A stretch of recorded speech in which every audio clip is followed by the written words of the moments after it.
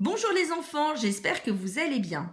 Alors, souvenez-vous, quel est le projet sur lequel nous travaillons depuis le mois de septembre? Il s'agit de la découverte des arts. Alors, nous avons d'abord travaillé sur l'album Musette Sourisette, qui nous a permis de découvrir de nombreux artistes peintres plus ou moins anciens. En effet, chaque illustration était inspirée de l'œuvre d'un peintre. Alors ici, Van Gogh, Munch, Kissaring, Mondrian et encore bien d'autres artistes. Ensuite, nous sommes allés au cinéma, nous avons travaillé sur l'album On tourne, nous avons appris un peu plus sur le cinéma grâce à cet album documentaire, nous avons lu cette biographie de Charlie Chaplin qui nous a permis d'en savoir un peu plus sur la vie de cet acteur et de ce cinéaste. Nous avons également visionné quelques extraits de son œuvre. Ensuite, nous avons découvert l'œuvre musicale de Prokofiev, Pierre et le loup. En période 4, nous avons travaillé sur le cirque avec l'album Tu seras funambule comme papa. Nous avons également lu ce documentaire sur le cirque. En cette 5e période, nous allons découvrir une autre forme d'art. Il s'agit de la danse. Et nous travaillerons en particulier sur ce ballet classique, le Lac des Cygnes. Alors nous écouterons l'histoire quand vous reviendrez en classe. Alors il s'agit d'un ballet écrit par Tchaïkovski. Alors il y a un peu plus de 100 ans, Tchaïkovski, il était russe. Donc nous, on habite ici en France et voilà la Russie. Il y a une partie de la Russie qui fait partie du continent européen et une partie de la Russie qui fait partie de l'Asie. Alors, je vais vous lire la partie consacrée à la danse de ce livre documentaire sur les arts. Alors, la danse existe depuis toujours. Les sculptures et les peintures de l'Égypte ancienne et de la Grèce antique témoignent de la beauté des danses dans ces civilisations. Donc ces vestiges nous ont montré que la danse existait déjà il y a plus de 2000 ans dans la Grèce antique et en Égypte antique.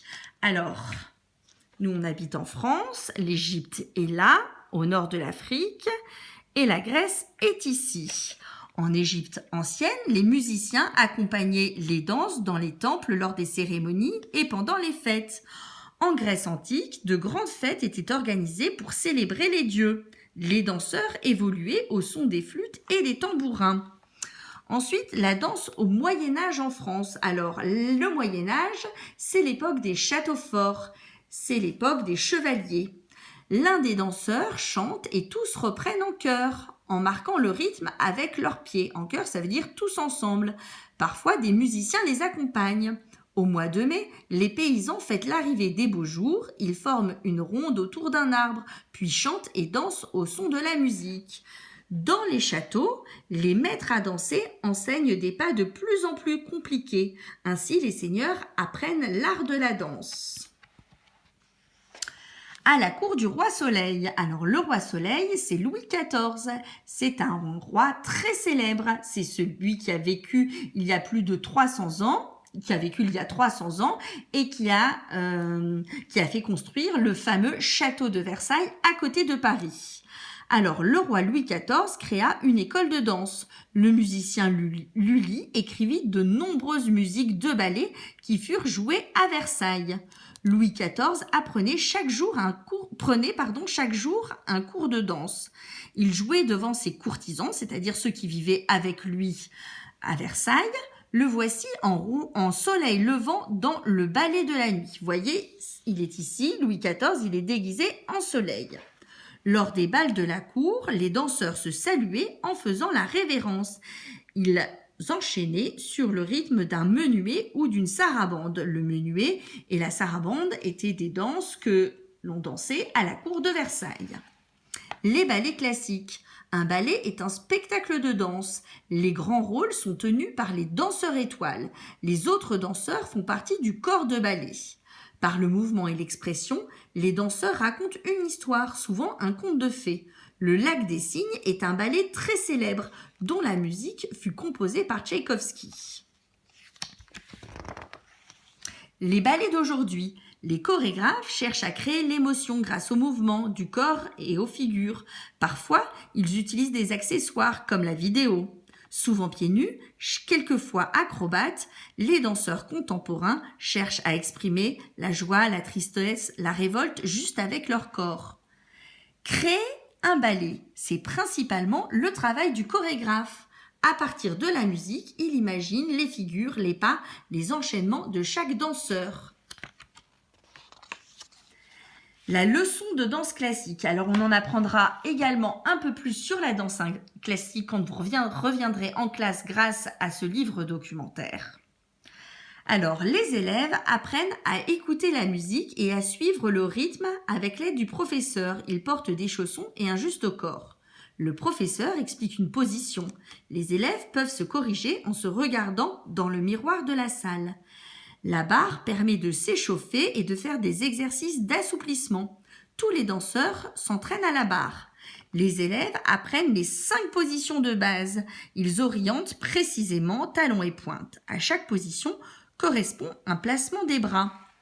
La leçon de danse contemporaine. Le professeur amène les élèves vers des mouvements justes avec le rythme, la vitesse et la souplesse qui convient. Les danseurs commencent par des exercices d'assouplissement. Ils travaillent leurs appuis au sol, parfois en mouvement, et leur équilibre. Les élèves improvisent en restant attentifs à leurs mouvements et à ceux des autres. Ils apprennent aussi des enchaînements de pas et de gestes.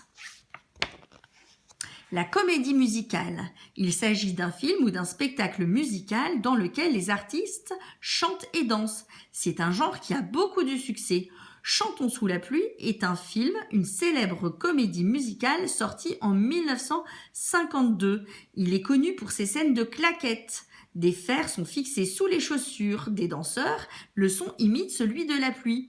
Nous pourrons regarder un extrait de Chantons sous la pluie quand nous serons de retour en classe.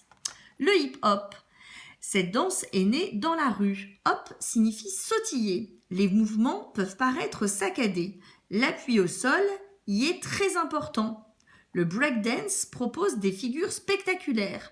Le danseur sautille sur une main, prend appui sur un coude, tourne sur lui-même. Avec le locking, les danseurs bloquent une partie de leur corps de façon très rythmée. Ils bougent sur la musique un peu comme des robots. Alors évidemment, la danse existe à travers le monde entier. Chaque pays a ses danses. Alors, la danse se pratique sur des rythmes et des musiques variées. Pas et figures demandent souvent un long apprentissage. La samba brésilienne est connue grâce au carnaval de Rio. Alors nous, on habite ici, en France, et le Brésil est ici, en Amérique du Sud. Alors pour se rendre au Brésil, il faut traverser l'océan Atlantique. Le tango argentin se danse en couple au son du bandoneon. Le cavalier guide précisément sa cavalière. Alors voilà le tango. Et l'Argentine est ici, sous le Brésil, en dessous du Brésil. C'est toujours en Amérique du Sud. Les danses africaines très rythmées sont souvent accompagnées par des musiciens jouant du djembé. Alors, souvenez-vous, l'Afrique, c'est ce grand continent qui est situé sous notre continent européen. En Asie, à Bali, mais aussi en Indonésie, en Malaisie, au Cambodge, en Thaïlande, au Vietnam, les danses comportent des gestes très précis, avec les mains, les doigts et même les yeux. Alors, les pays dont je vous ai parlé se situent ici, en Asie du Sud-Est. Voilà, j'espère que vous en avez appris un peu plus sur la danse. Quand vous reviendrez en classe, on en apprendra davantage. En attendant, je vous fais des gros bisous et je vous dis à bientôt.